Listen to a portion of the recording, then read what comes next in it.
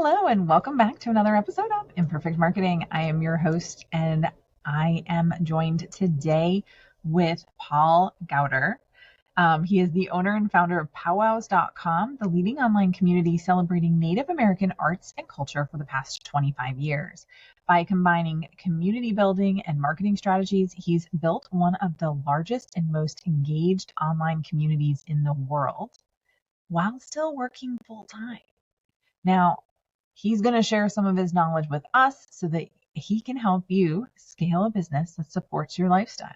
Whether your dream is to book that Disney cruise, travel to Tahiti on a Tuesday, I want to go to Tahiti on a Tuesday, or have an extra middle of the day time with your family, creating an intentional business makes your desired lifestyle possible. I love that. Thank you so much for joining me today.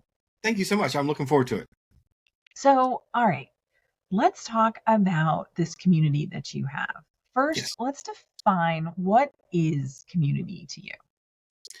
So for me, community is a group of people who feel connected in some way, who have some kind of shared beliefs, shared interests, and they feel some type of connections. And for me, it's really important that I define community as anybody who touches our content and feels connected to it, wherever they are.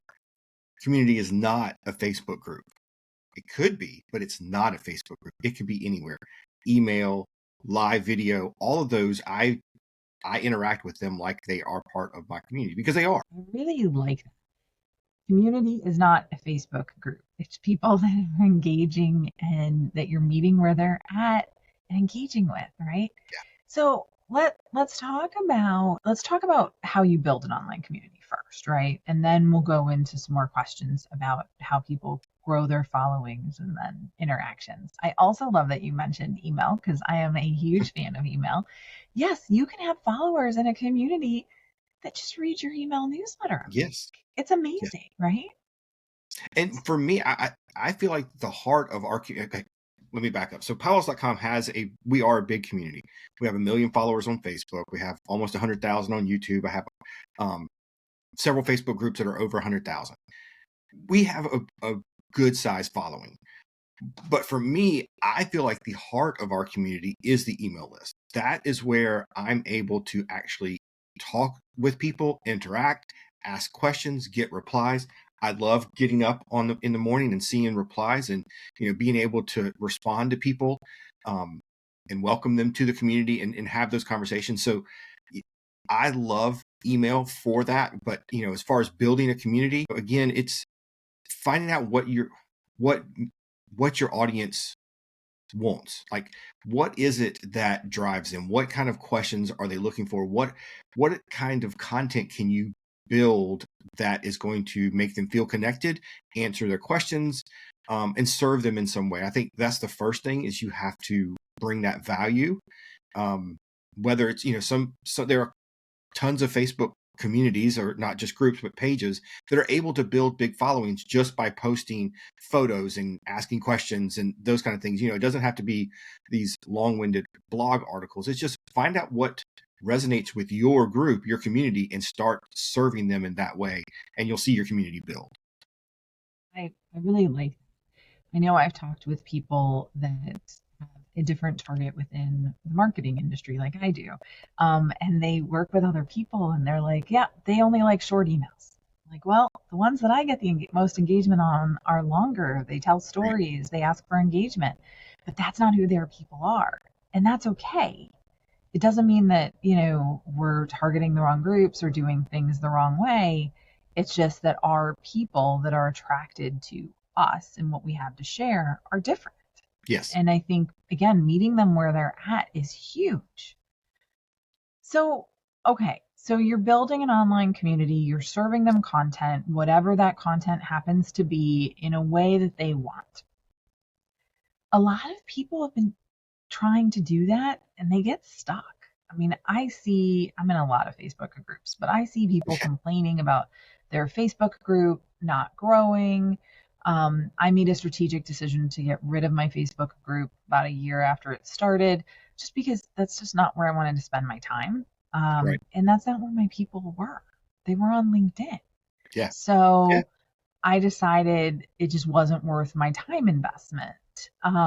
What have you found that people need to do if they're stuck and it's not growing? I mean, I think that's a great step. It is realize where your audience is. We did the same thing recently.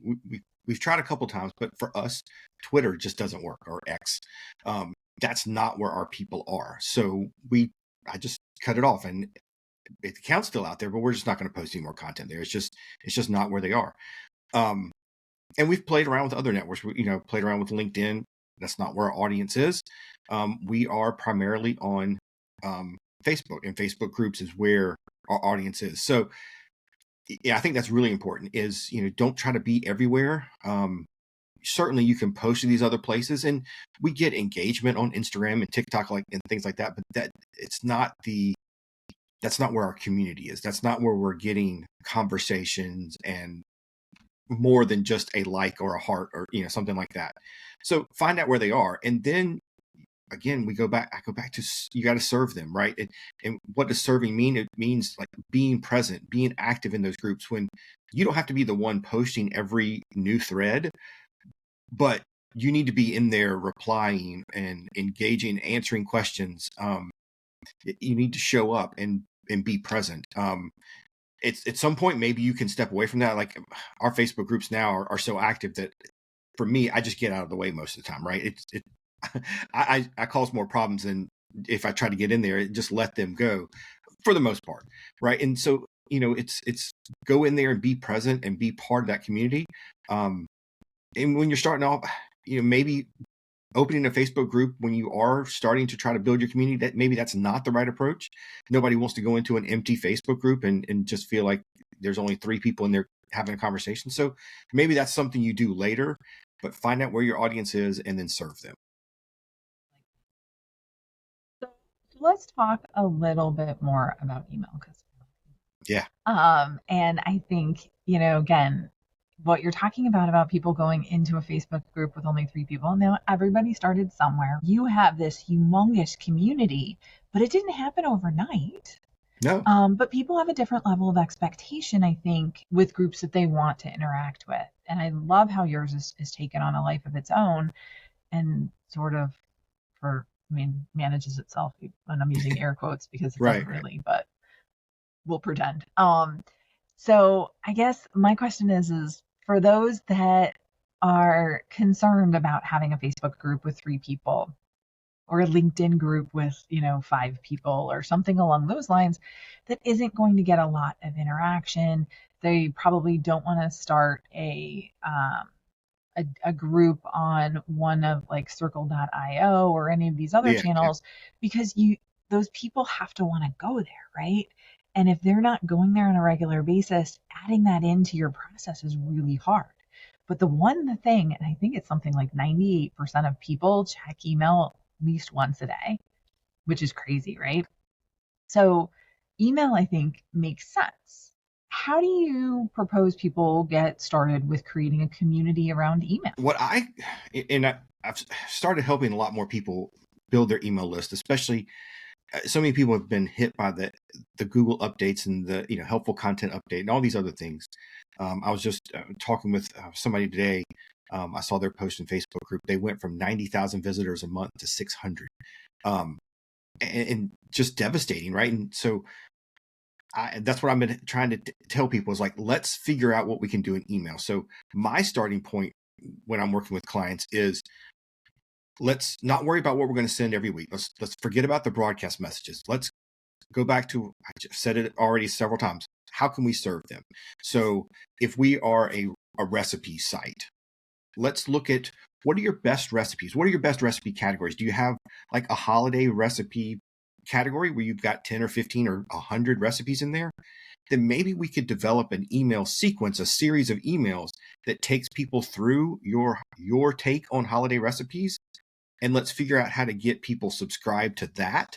And because then we're engaging people with what they want, where they want it, and you can then start building community around that.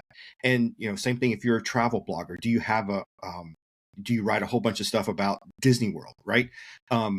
could we build an email sequence around your Disney World content and take people through a journey and deliver them a series of emails? That to me is the easiest place to start, because again, with broadcast messages, so many times, what are you going to say every week, and how are you going to, you don't know, especially when you start out, you don't know who your audience is a lot of times. So let's niche it down. Let's talk just to the Disney World people, figure out how we message them. Let's build that out, and then we can worry about the rest of the stuff later.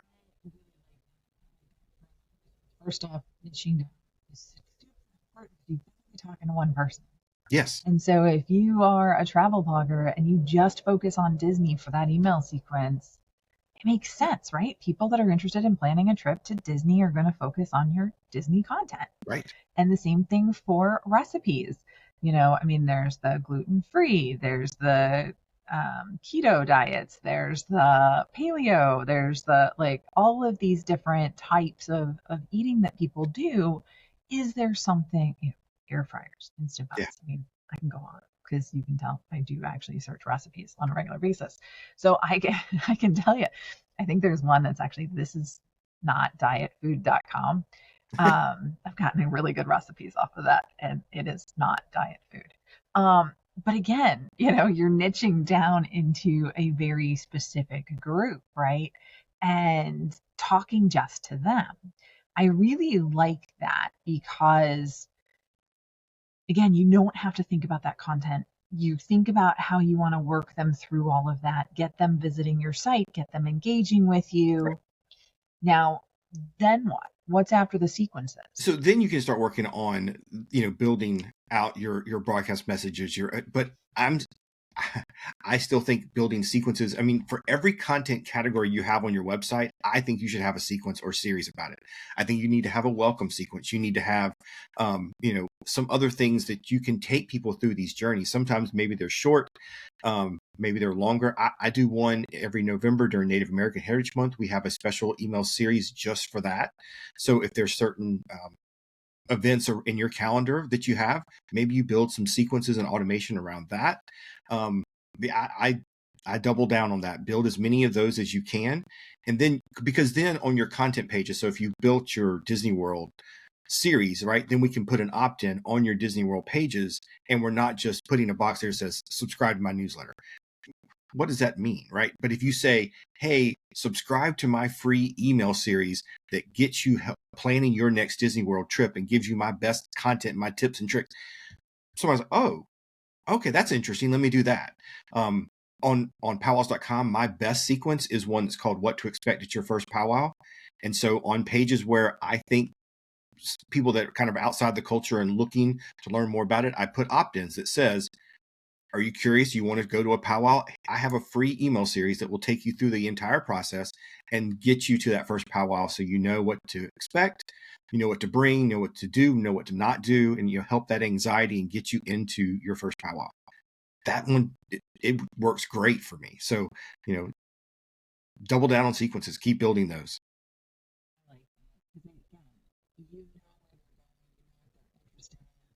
You know what their journey is going to be. And I think that the journey is really important. Yes. I went to a conference way earlier this year, like March. And I sat through the marketing track, and it was for credit unions specifically. And because one of my clients is a credit union, but I'm sitting through this presentation, and I was just amazed with the fact that 3/4 of the room had never looked at their customer's journey, their member's journey through the credit union, whether it was, going into a branch, or, if they were doing online banking, whatever that happened to be. They didn't actually look at their journey and find the roadblocks. They kept saying, oh, well, we're all about the people. But then they had automated messages and an AI generated chatbot on their website and things like that were not quite meshing with what they were doing. And so I think that that's really important, again, is to think about that journey.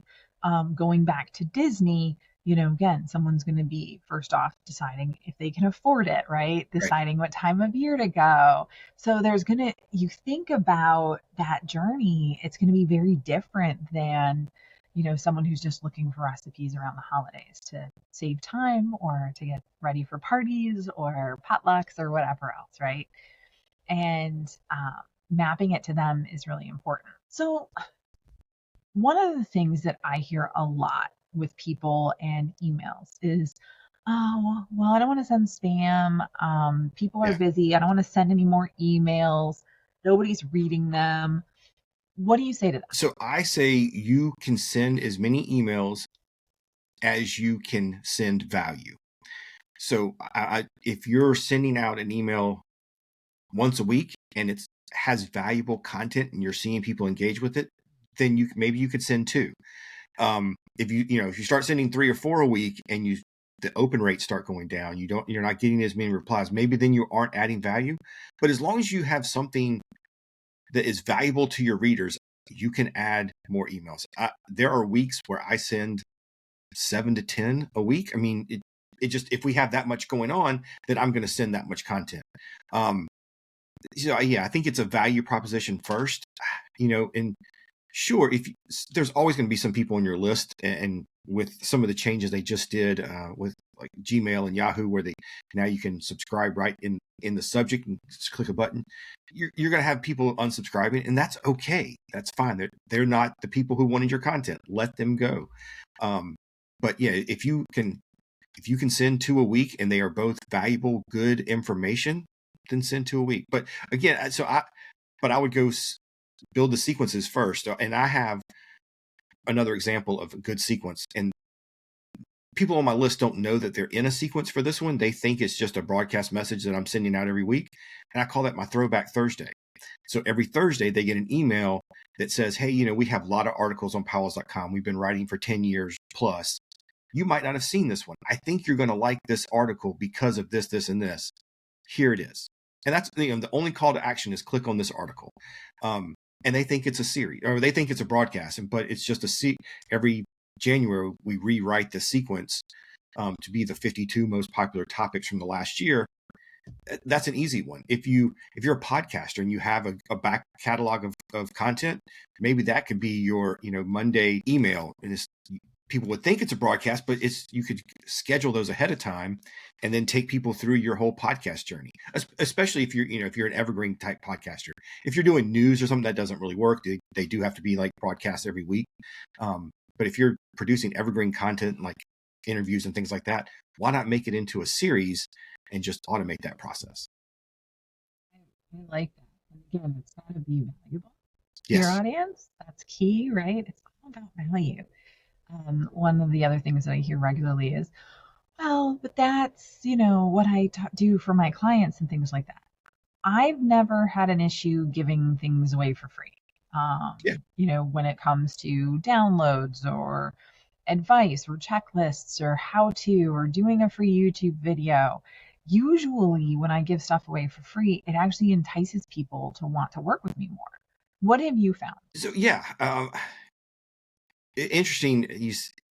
So my thought there went to powells.com, not necessarily my coaching stuff, but I've kind of flipped it on its head and did the reverse of that. So my what to expect at your first powwow, I took all of that content from that email series, put it into a PDF, offered it to all the people on the sequence as a paid download. It's all the content they've already gotten. And I say that, hey, I took all this content that we just went through and I put it into a downloadable PDF. Here it is. And people are buying it. So yes, they want the content for free, but also sometimes for convenience and just to keep it and have it, they'll pay for it too. So yeah, that was kind of my first thought when you said that. Yeah, I like that a lot because, again, they're paying for convenience. Yeah, Yes. they got all the content. Yes, they can go back and visit it anytime they want, but they wanted it printed out so that they could review it at their leisure and things like that. So there's a lot of value there. People will pay for value. And they understand the value that's there because you sent them all the content already. Right? So very cool. So So if somebody's thinking about starting an online community, what's the first thing that you think that they should do? Identify who your audience is and what drives them. What are their questions? What motivates them? What gets them excited? What is it that's going to make them move? If you are like a coach, what's that thing that's going to help them go to the next level, and how can you answer those questions? That's the first thing. You got to know who they are. And a lot of times, if you're a blogger out there, I know these are the people I'm working with right now, that, bloggers and people who are writing a lot, and they don't necessarily know how to engage in email or in community. Go back into your inbox and look at the replies and the messages people have sent you over the last year or so. Look at the questions that you're getting. There's where your value is. Find out, if people are asking you about a particular type of recipe or a technique that you're talking about. That's where you can start developing. Okay, well, maybe you're a recipe blogger, maybe my niche is gluten-free recipes or vegetarian. That's where I'm getting the most engagement in emails. There's where you need to start focusing. What are they, concerned about? What's keeping them up at night? What questions Yeah. are just simple questions that they're asking, and that's all you have to do. Now, I find the best way to get information about your audience is to talk to people in your audience. Yes. Even if you don't have clients yet or anything like that, talk to someone you want to work with, right? Ask them questions, find out what's going on. What are the burning questions that they have? And then if you can start answering those questions, which you can because you're an expert in your space, like that adds so much value and creates such an amazing connection. I took an online course. This has probably been about 6 years ago. And one of the exercises they had us do to identify who your audience is. And this can be uncomfortable, and you might not want to do it, but it is so valuable. And it was find 3 people that are on your email list and call them. Get on a phone call and ask them questions. Man, the information you'll get for something like that is unreal. I mean, try it. Find somebody who is on your list. You see that they're an active, they open all your emails, they read, maybe they reply to you, and get on the phone with them. Spend 10 minutes with them and ask them, why are you engaging with my content? What is it that brings you to our site? What is it that brings you back? Yeah. You are correct. Nobody wants to do that. Nobody wants to do that. It's hard. Suck it up and deal. Like, that's what I got to say. Just suck it up and deal, because the gold mine that conversation results in is just insane. And people doubt it and they want to skip that part. And that's the part that's such a structural piece of your business. And you cannot skip that part. Well, thank you so much for all of this information. I've loved our conversation so far. Thank you. This show is called Imperfect Marketing because marketing is anything but a perfect science. So the question that I ask all of my guests is, what has been your biggest marketing lesson learned along? Ooh, as we were talking, the thing that was popping into my mind is some of the things that has changed for us, and I guess that's I don't know if it's the biggest one, but it's the one that's sticking with me right now. And that we're talking about, knowing who your audience is, and maybe it shifts over time. And that's kind of where I was going, is, thinking about powwows.com in our journey. When I first opened the site in 1996, our audience was mostly people that were powwow dancers, powwow singers, people that went to powwows every weekend. As the site started to grow, we started getting more people that maybe liked going to powwows but weren't necessarily participants. Then we started growing a little bit bigger, people who were kind of outside the culture who wanted to know more about it. Now we're a global audience. So, that's one of the things that that I've had to learn and figure out, is like, as you grow, you have to keep re-identifying who your audience is and then change how you're talking to them, right? If I was still back in the 90s and 2000s, where all of our content was focused on powwow participants, most of our readers would not be here and not engage in our content. I had to switch and kind of focus on all these other people out there and serve them too. So that's the lesson, I guess, that I would talk about or recommend to people, is know who your people are, but continue to engage with them, because that group of people may change over time. Everything goes back to your goals and your target audience in my world. It doesn't Yeah. matter what tactic you're doing. It doesn't matter how you're serving it. You start with your goals, figure out who your people are, and then that's going to help you reach them where they're at. And sometimes it changes, and that's Yeah. okay. So thank you so much again for such a great conversation. If you want to connect with Paul, we'll have links in the show notes as usual or in the video description down below. So be sure to scroll down and learn more and connect with him. His online community, powwows.com, if that's something that interests you. And then we'll have a link to his courses and coaching opportunities. So again, thank you all so much for tuning in to another episode of Imperfect Marketing. Have a great rest of your day.